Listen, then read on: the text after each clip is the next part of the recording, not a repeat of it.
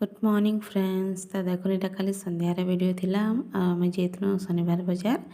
आमर बलांगीर जेनटा कि मैंने बस स्टैंड सामने बसी आना सब ना प्राय से बाहर एका खुला खुला एका बिकसन सब। तो मत खाली गली देखली बाकी किसी किणी मुझे जब भी आसले बलांगीर में इनके जो शनिवार पड़ी थी तो मुझे बुली टिके आसी देखबार लगे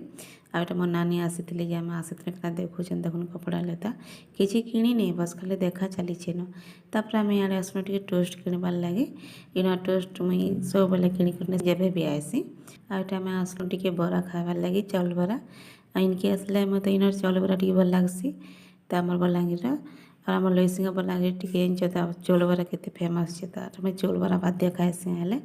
आम टेला गुड़ा टे भल नहीं लगे गोटे दुईटा जगार मिसी मुझे खाए भी नहीं आ देखो ये आम खाऊँ मो नानी यहाँ खाइली पकड़ी मुई चाउल बरा आमर आज्ञा पकड़ी आम बेनी भी खाइले बरा चाउल तो आम यहाँ चाउल बरा खाऊँ देखो बहुत बढ़िया लगला ना।